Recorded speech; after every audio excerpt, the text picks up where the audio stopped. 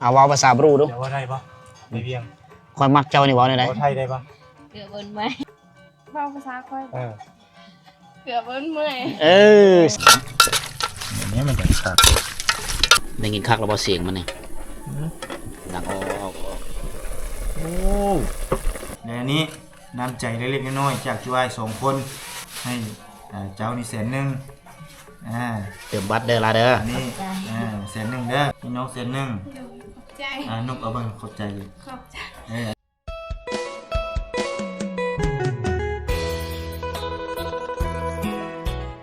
สบายดีทุกคนสบายดีเด้อเอาสบายดีก็คักเด้อสาวน้อยยังอยู่ที่เฮือนสาวย่อย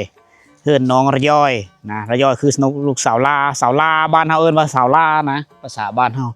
มื้อนี้เฮาสิเฮ็ดอยู่เฮ็ดกินเฮ็ดเมนูแซ่บๆเฮือน้องย่อยเพิ่นกินกับแม่เพิ่นนะกับเอ้ยเพิ่นมาแต่บ้านวังควายมายามแม่ก็เลยชุมเฮากับเบาตุกก็จัดเมนูอีกเมนูนึงทุกคนเฮ็ดกินแซ่บๆสู่น้องๆเพิ่นกินนะเพราะว่าเฮามาแต่ละเทื่อก็เพิ่นไปเฮ็ดไห้และไปเกี่ยวข้าวไปหูดข้าวยามนี่นะไปเสียหญ้าไห้มาแต่เธอไม่ได้คบน้องสาวเพิ่นมื้อนี้กับมื้อวานนี้เพิ่นพักผ่อนก็เลยมื้อนี้ถือเอาโอกาสเวลาเพิ่นพักผ่อนนี่เฮ็ดอยู่เฮ็ดกินสู่น้องเพิ่นกินนะว้ายสบายติดต่อหาเราเนาะแค่ผู้บ่าวบ่เซตมาค่อยสิเซตหาเด้อได้บ่ได้เนาะเอามาได้เพื่อกินนุ่มรอเฮ็ดยังกินมื้อนี้นี่บ่เจ้าตาจารวยนำนี่ตาจารวยให้เยอะแล้วเฮิ่มแกน้าเมื่อยตาแกเมื่อยตะเบิ่นตากี่น่ะเบิ่นจ่าเลยเย้อ้อลาหรือบัดนี้นุ่งซินนุ่งผ้าถุงนี่แหละที่บ่ให้เพิ่นไป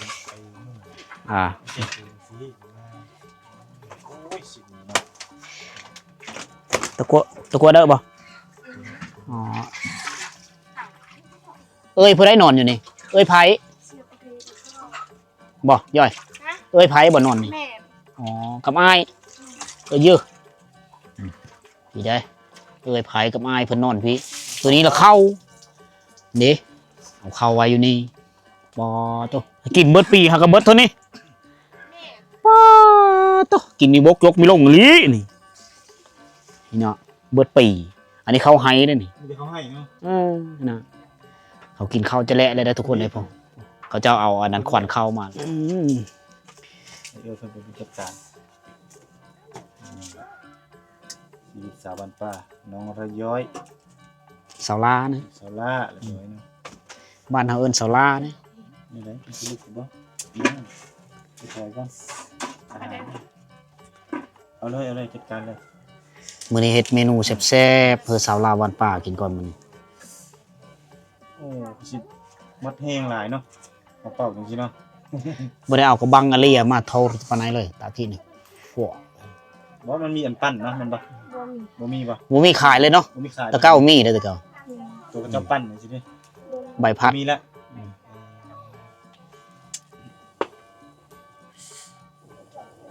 ฟืนนี่ยังบงจริงๆยังบงบ่ฟืนยังบงแล้วก็มีเฮ็ดส่วนยังบงบ่บ่มีเนาะบริเวณเฮิรนนั่นน้องย่อยนี่อันนี้เนี่ยบ่อนเขาเจ้าเฮ็ดอันธุรกิจเขาเอิ้นว่าธุรกิจและคือเขาเอาหน่อไม้มาต้มแล้วก็ตาแห้งอยู่นี่แต่ช่วงฤดูกาลนี้เขาเจ้าขายมาแล้วมีแล้วนั่นก็เฮิรนใหญ่เฮิรนพ่อเฮิรนแม่เฮิรนน้องย่อยอยู่พุ่นสำหรับตัวนี้แหละมีเอ้ยไผเรากับอันอ้ายเรานอนอยู่นี่จะเป็นเล้าเข้ากับว่าแมนทุกคนเฮ็ดอยู่เฮ็ดกินเต้งอยู่โคกินแล้วก็ย่อไปพุ่นละย่อไปเฮิรนใหญ่สู่พ่อแม่กินอยู่พุ่นนี่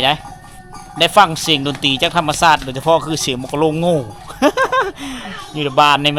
มันก็โมนไปอีกนึงทุกคนเฮามาใช้ชีวิตอยู่บ้านนอกบ้านหน้าเฮามันก็คักไปอีกแบบนะบ้านนี้มีธรรมชาติงามถ้าว่าพุ่นเลยอีกจักมือเฮาสิไปมีโอกาสว่างๆส่วนทีมงานมากางเต็นท์นอนนี่คักได้มาเลยไป let's go ล้างบ่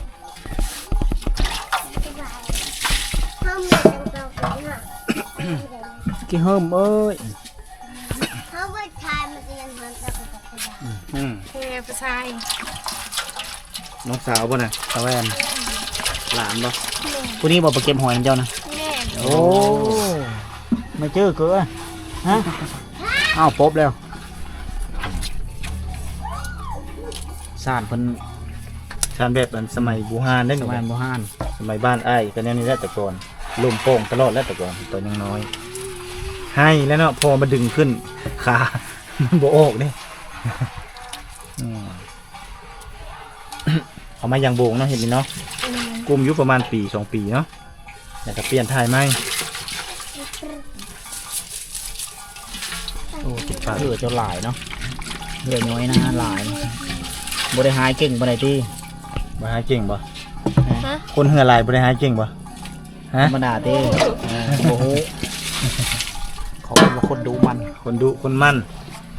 คนเหือลายเขาเอิ้นว่าคนสุขภาพแข็งแรง นี่อุปกรณ์ที่เขาเจ้าเก็บเอาน้ำมาตักไว้นี่เก็บรักษาไว้ในนี้ได้นี่จะเป็น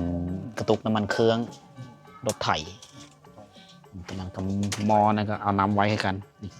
อันนี้คือกระติกนี่ก็รักษาน้ำไว้ให้กัน พัดสะอาดเรียบร้อยเลยแต่ละอัน มันจะแคบหน่อยนึงเนาะเอาโหดเอาจะซีแหละพูดกระยังเต็มนี่หูดเขาให้จะหันเลยในมือปีนก่อนโอ้ยอิจฉาเด้คนนางไก่ตลอด เพราะครัวมันแคบครัวแคบมันก็ต้องเล่นใกล้ๆกันเนาะแม่นเนาะครัวมันแคบต้องครัวกว้างใครเนาะแต่น้อยเนาะ ว่าได้บ่ว่าบ่ได้เนาะเอาว่าภาษาบรูดู เดี๋ยวว่าได้ปะไม่เพียง คอยมักเจ้านี่ว่าได้ไหน ว่าไทยได้ปะ เกือบเบิ้ลไหม เออคือเบิ่นเมย์นะค เอา รับ เนาะ เห็นเขาว่าคือเบิ่นเมย์เจ้าบ่อยากฟังวะ โอ้อยากฟังเลยวะเอาเบาเบิ้งค่อยหักเจ้านี่ ฟังภาษาค่อย เออ เกือบเบิ้ลเมื่อย เออสายตาพร้อมคักคือหยังประหยัดเด้อหลานสาวน้องย่อยผู้ไปเก็บหอยน้ำค่อยในปีที่เจอน้องย่อยอยู่ห้วยนะผู้นี้แหละนี่ว้าวโดดลงเลยใช่ ปกตินี่ดนปะยังได้กินอาหารเลยดนปะมีงานเลยนะยังได้กินหรือว่าปกตินี่เขาไม่เมื่อยมาแต่เวียกแต่ให้แต่หน้าแต่ซื้อ เคยเฮ็ดกินบ่ เคยเห็นกินปะสมมติว่านะคือต้มไก่คือกินซีนดูกรณีแบบได้จังได้กิน กินข้าวจะและ เขาจะและสิวะเราได้กินเนาะ แค่บ่ได้กินข้าวจะและแล้วก็แล้ว จะมาเฮ็ดเวียกเมื่อยมานี่เนาะพ่อแม่ก็เมื่อยไผก็เมื่อยนี่แม่เอ้ยเอาน่ะต้มไก่น่ะเขาก็สิต้มไปกินอยู่วะบ่ ส่วนหลายเขาเจ้าบ่ได้เฮ็ดกินได้ เลี้ยงไว้เพื่อมีงานเนาะยามจำเป็นแม่นบ่ แค่มาตะม้อยเตอเฮิมตะ เลี้ยงไว้เพื่อรับแค่รับคนโอ้แสดงว่าฮักเพลงชุดได้น่ะเนาะ บางเทอก็จะเป็นงานเหยาบ่เจ็บเป็นรุ่นเขาจะเอาไว้แก้ไขครอบครัวเขาในนั้นได้ หรือบ่เลยบ่มีเงินบ่มีอะไรรอแล้วก็จะเป็นได้ปล่อยประชาไก่จักโตจักใดประมาณนั้นได้ ตัวอย่างว่าบ่มีเฮ็ดเกลือเป็นนัว ต้องได้ขาย ใกล้แม่นบ่แล้วก็ไปซื้อเฮ็ดซื้อเกลือเป็นนัวจังซี่เนาะนี่ก็คือจุดเจือครอบครัว ญาติพี่น้องมาเยี่ยมมายามมีเห็นกินละสู้แต่งอยู่โคกินสู้แขกกินวัฒนธรรมของเขาจะแบบนี้ มา ถ้าว่าเฮาไปเฮ็ดเวะบ่มาแต่หายเมยแห้งอยากกินต้มไก่นี่คือสิไม่ได้กินละ สุดแบบบอกเฮ็ด ถ้าว่าเมยแห้งแล้วเราก็ไปเอาไข่มาแล้วก็ต้มไข่กิน หรือมีไว้มากินประมาณนี้ เบอร์ฮาลาปลากระป๋องพระเอกกับนางเอกเฮาจัดการเองอยู่โฮมได้เด้อผู้สาวคอยนางเอกคอยฮ้อนได้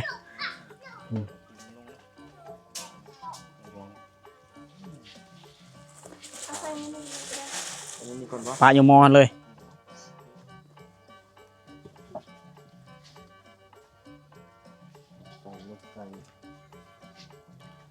บุพิษนี่ปะเอามาลุกมันกันนะ โอ้เชมูได้ เสียงหมูวะมาลุกไก่เสียงหมูไปคั่วอยู่ที่ไก่ฮะโอ้เนาะนี่มันยังร้อนอยู่เนาะ โอ้ผู้สาวทั้งหน้าทั้งหลังเลยตัวนึง คนซื้อก ำไรตลอดบ่ตก กินข้าวมีหากินข้าว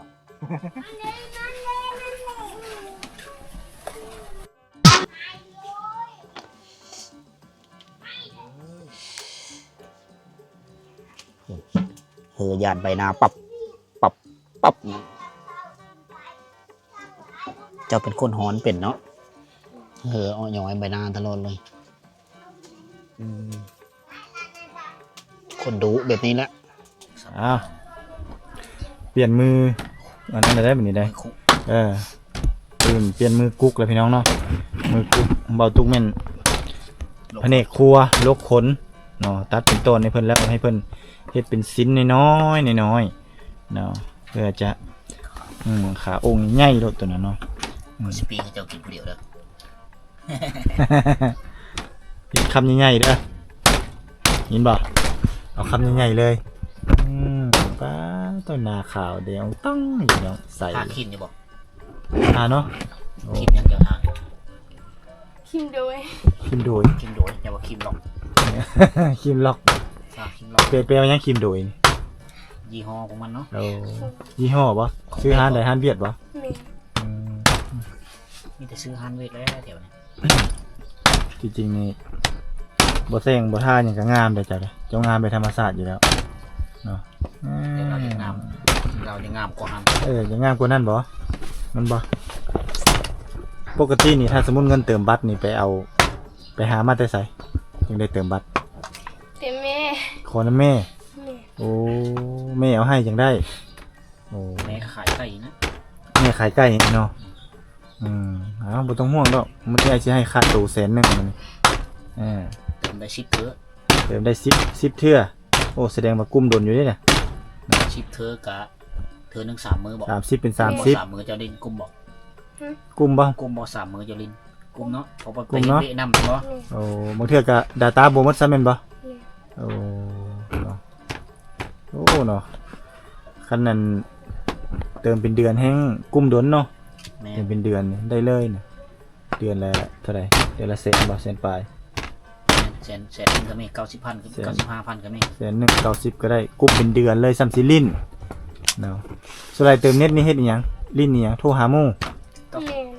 โทรหาหมู่เบิ่ง TikTok บ่เบิ่งได้บ่ TikTok ฮะ ลินได้อยู่ เอาลิ้นได้อยู่เนาะบ่ได้ตั้งบ่เจ้าก็ตั้งบ่ TikTok ตั้ง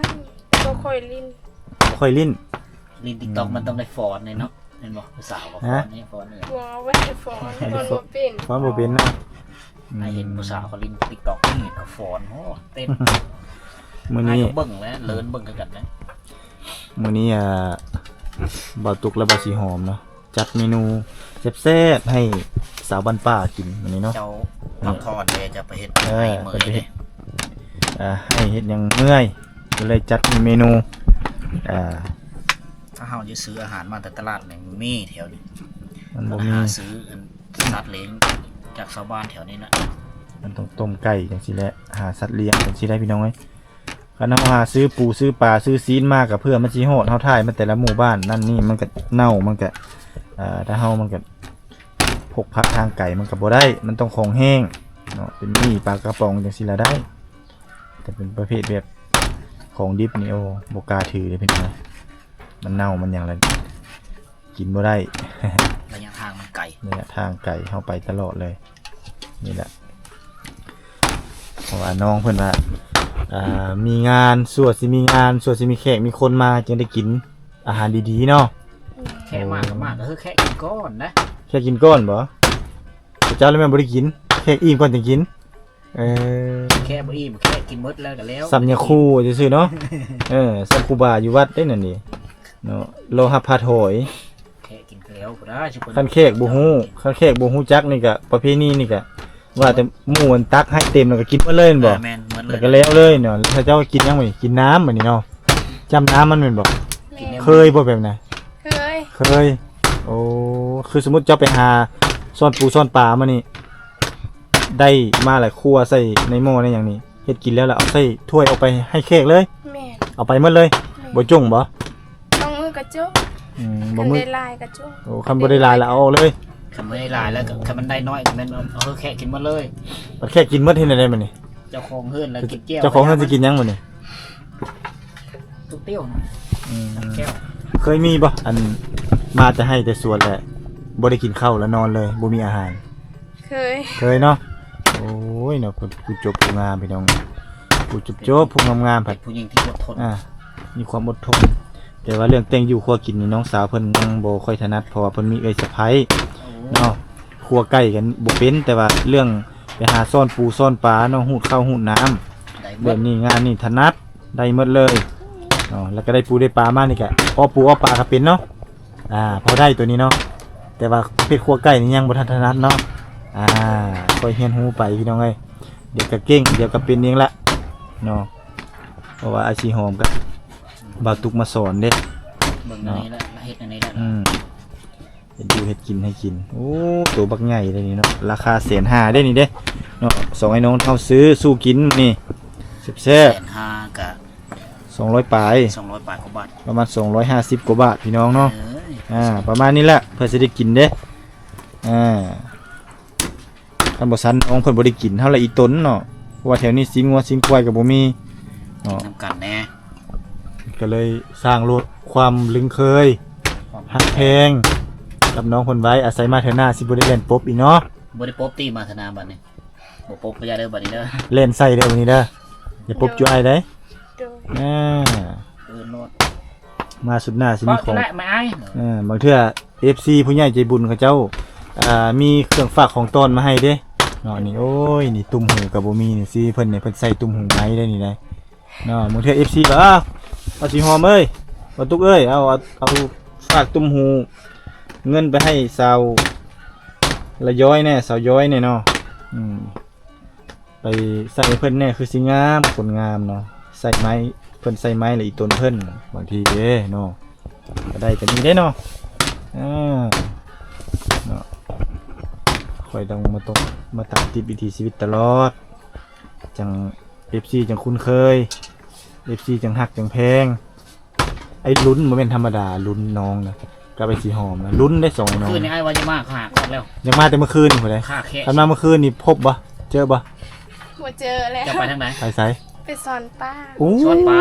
แม่ ไปหาปลา เสียดายเด้ เสียดายดีเนาะอันนั่นแหละไอ้มักนั่นอยากไปลุยนั่นเลยแหละซ่อนปลาไปซ่อนอยู่ไส นำห้วยสปอม บ่อนเก่านั่นแหละ แม่ เอาคือได้สักกลางคืน ก็ มันออกหา ได้ กินได้กลางคืนได้ กลางคืนน่ะใต้โคมบ่ แม่ โอ้ ปลาเอาหากินกลางคืนน่ะ ไปหากินกลางคืนแล้วได้ แม่ มันกลางเว้นแล้วบ่ได้โอ้มันแนวนั้นสมพรแล้วแสดงว่าเฮาต้องไปกลางคืนจังได้เนาะไปหลายคนบ่ บ่สามเอ้ยเนาะ โอ้เอ้ยน้องพากันไป แม่ โอ้หมู่บ่ได้ไปบ่ บ่ มื้อแรงไปอีกบ่ จากนี่แหละ จากแล้ว กันอายพา คันได้พาไปละไปเอ้าใส่แล้วเหรอบ่ว้าวแนวนี้แม่ก็จังเอิ้นเลย ซื้อหม้อตัวนี้ละ หม้อใหญ่ๆหน่อยครับหม้อน้อยบ่ครับอะไร กินขี้มือข่อยมานี่ น้องละย้อยนั่งเบิ่งให้กำลังใจน้องละย้อยเนาะ ตะยอยเสาลา ลูกสาวล่าอีล่าอีร้อยภาษาผู้ไทยเนาะร้อยเอ้ยถือว่าล่าสุดแล้ว ตลาดลอย นี่บัดกินดองแล้วส่งข้าวจ้วยหน่อยเด้อ อย่าเฮ็ดได้คือผลงานเพลงครับว่ากินดองบ่ส่งข่าว กินดองน้องบ่ส่งข้าวเน่เพราะน้องมีผู้บ่าว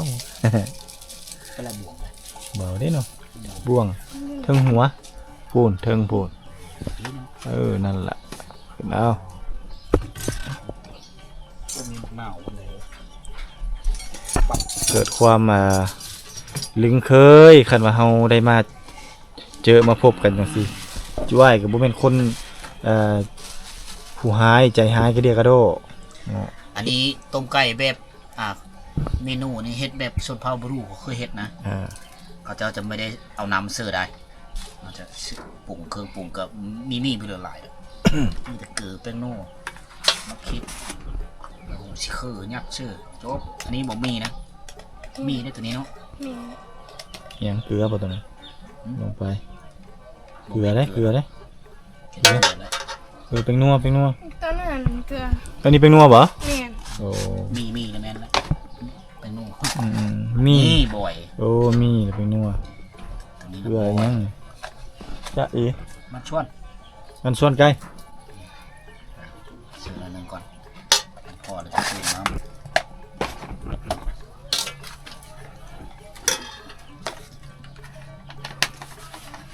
ดังไฟจุไฟท่าอีนั่งโอเคนั่นแหละ น้ำนิดนึงเพราะมันบ่ติดหม้อ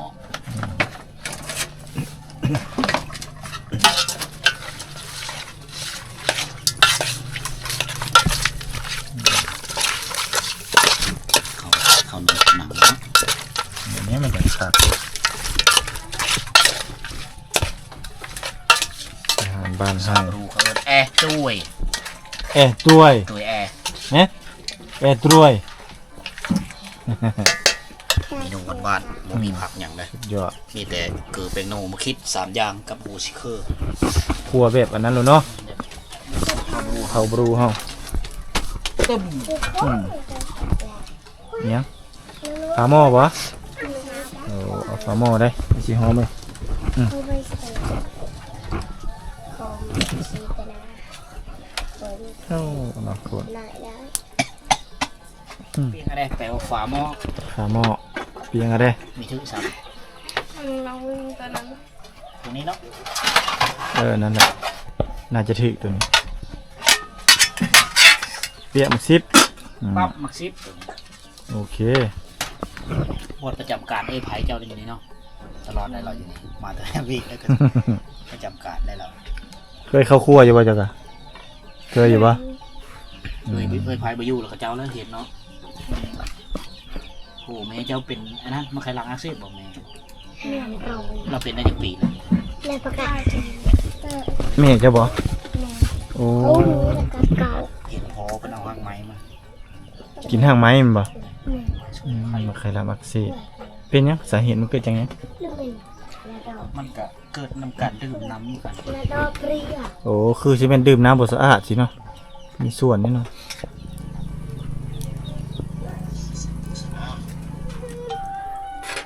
แค่ข้ามีกันเจอในช่องในและเต็มเมียมกลอง ไฟยังบ่แห้งไปเลยเนาะ เต็มเมียมกลอง โอ้ยนี่ไม่ก็ทันนี่ก็ได้ซีนมันจะสมัด เดี๋ยวเป็น นี่ละย้อยนะเป็นบุคคลนะครับ เดี๋ยวรอบหน้าก็ คักแบบ น้ ยอด ำโอ้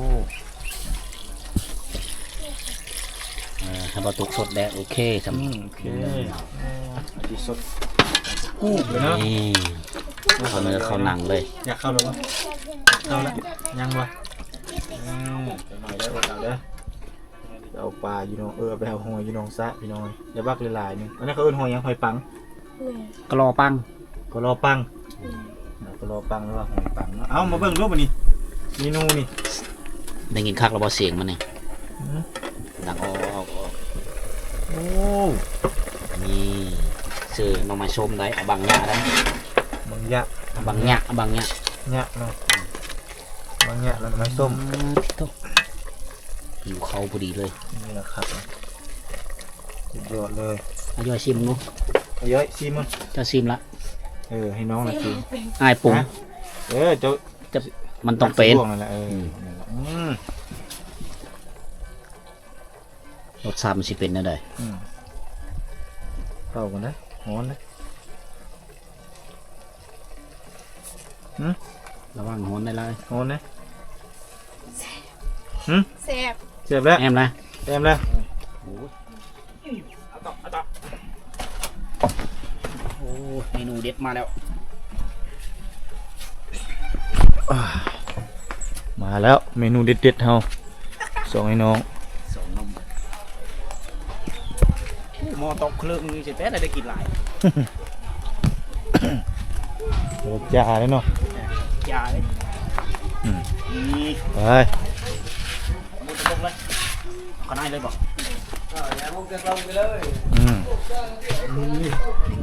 นี่แหละโอ้ขัดกะลมพัดเย็นสบายเลย เย็นก่อนนี่ทนเลย อุ้ยหอมน้ำไม้ส้มคักอะไรพี่น้อง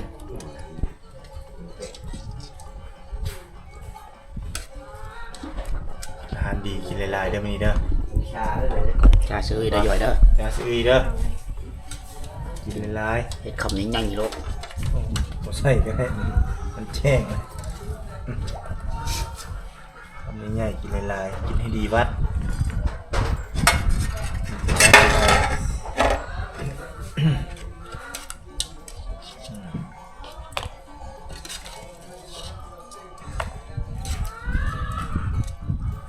โอ้มือพักผ่อนอยู่เพื่อน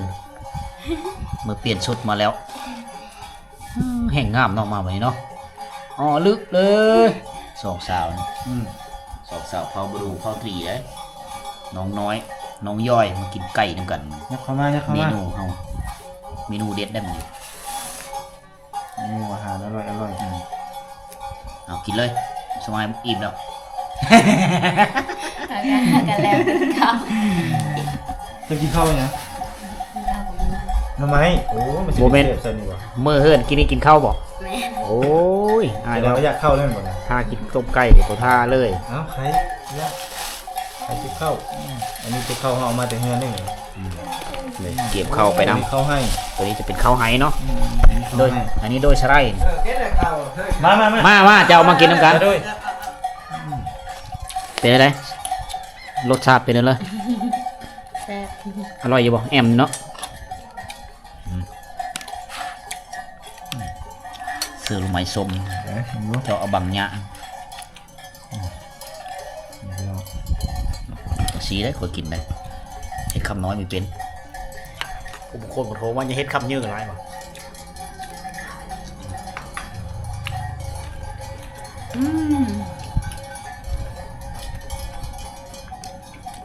เมนูนี้แซ่บที่สุดกะลาบไก่เฮาสะโคก่อนมีพาวเสื้อน้ำแล้วเสื้อพ่อแต่เธอเกิดไปนู่นมันเปื่อยแล้วพ่อ เฮ้ยอย่าจับแม่ จะดับกินข้าวอิ่มเวลาแล้วไปทำใหญ่ๆเลยอายปะไม่ได้อายที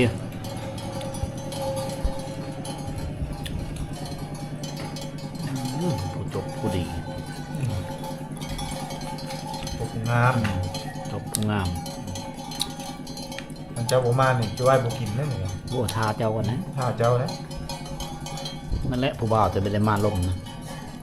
ทางนี้ก็อัดประตูขึ้นหมดอ๋อทางนี้ก็อัดผู้บ่าวมาพัดเจ้าก็นอนอยู่ทึ่งมาเนี่ยผู้ทึ่งถือว่าเกมเลยนะ บ่กล้าแน่นอน ล่มกันทั้งโทรศัพท์เอาเท่านั้นแหละบุคือเผาตัวเองได้เผาตัวเองนี่เอิญเอาเอิญแล้วก็ผู้สาวก็ลงไปแล้วออกนอกไปแล้วเผาตัวเอง อันนี้ด้วยค่ะคือกันบ่ ไม่ได้เอิญที่ถือเอิญเนาะ คือกันบ่ลงมาลิ้นเนาะ ไปนอนเตียงนี่พ่อนอนอยู่นี่พ่อแล้วนอนอยู่นี่บอกผู้เฒ่ามันขึ้นลงเนี่ยเนาะเศร้าแล้วกินได้ยาเจ้ยอ่ะ อิ่มแล้ว อิ่มแล้ว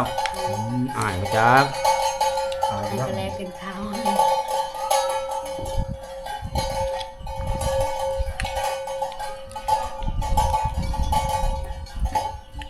สาวลาวกลางโมเมนต์สาวลาวไตเนาะ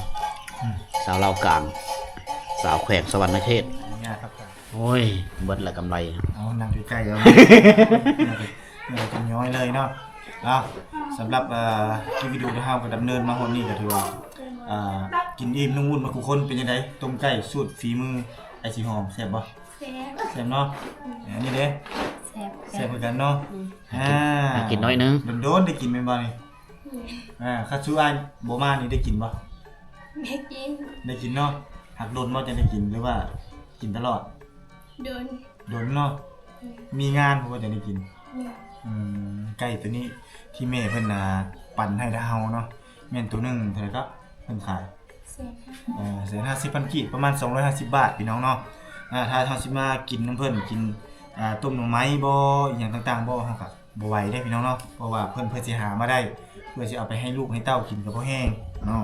ฉะนั้นเฮาจึงได้ซื้ออาหารนี้มาปั่นเพิ่นกินเนาะครั้งแรกเอ้าเดี๋ยวสิเอาเงินให้เด้อตัวนี้ค่าไก่1,500,000 เอาให้แม่เด้อคนนั้นนะ ไปให้แม่ตัวนี้1,500,000เนาะ และอันนี้น้ำใจเล็กๆน้อยๆจากจุ้ย2คนเนาะทั้งหมดนี่แหละจากจุ้ย2คนนี้ให้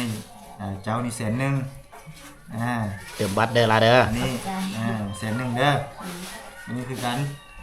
นี่น้อง100,000 ใจ นกเอาเบิ่งขอบใจเลย ขอบใจ อันนี้ลองนกเบิ่ง ขอบใจ ถ้ามีคนเอาเงินเอาคำให้หรือว่าสิ่งของเล็กๆน้อยๆบ่น้อยน้อยหรือหลายก็ตามเนาะให้พนมมือจังซี่ขอบใจเด้อสิน่าจังยืนมือจับเอานำเพิ่นเนาะอันนี้คือมารยาททางสังคมเนาะอันนี้ก็คือน้องๆเพิ่นบ่เคยไปในเมืองเนาะอยู่แต่ในไร่ในนาในงัวในสวนได้ซั่นนี่ก็ถือว่าโอเคแล้วเนาะเฮาก็ได้นี่แหละมากินข้าวเพื่อสานสัมพันธ์ความรักความแพงเพื่ออนาคตต่อหน้าFC อยากให้มาท่ายอยากให้มาตามติดวิถีชีวิตของน้องๆเพิ่นทั้งสองนี่บ่ตุกแล้วก็ไอสีหอมก็สิพากันเดินทางมาอีกคือเก่ามาเท่าหน้าฮับบ่ นะ ฮับเนาะอย่าเล่นหนีได้ โดย บ่ให้เล่นหนีมื้อนี้เนาะเฮาเป็นอ้ายเป็นพี่เป็นน้องกันแล้วเนาะเอาเฟซเอาเบอร์กันไว้เรียบร้อยแล้วมีแต่มาเท่าหน้าจัดกิจกรรมใหม่เนาะไปหุงข้าวบ่จังซี่เนาะไปหาซ่อนปูซ่อนปลาไปกลางเว้นบ่ได้ก็ไปกลางคืนเนาะพูดนี่เพิ่นเอาหน่อไม้มาเต็มเลยเนาะเอ้าบ่มีหยังหลายเด้ท่านผู้ชมเอ้ยอันนี้แหละก็มาหาน้องเพิ่นนี่เนาะก็มาสร้างความรักความแพงความนึกความเคยเนาะให้กับทางส่งน้องคนนี้เนาะได้มีความสุขว่าง่ายซะในการใช้ชีวิตอย่างต่างๆถ้าใครอยากให้เบาทุกข์แล้วก็สิหอมมาถ่ายทอดวิถีชีวิตของน้องเพิ่นเนาะในแต่ละมื้อแต่ละวันก็สามารถคอมเมนต์เข้ามาได้เฮาก็สิจัดให้ตามคำขอของ FC สำหรับคลิปวิดีโอนี้เนาะถ้าเฮาทางไอ้น้องเฮานี่ขอลาท่านผู้ชมไปก่อนเด้อพบกันใหม่คลิปหน้าเอาสบายดี สวัสดี บ๊ายบาย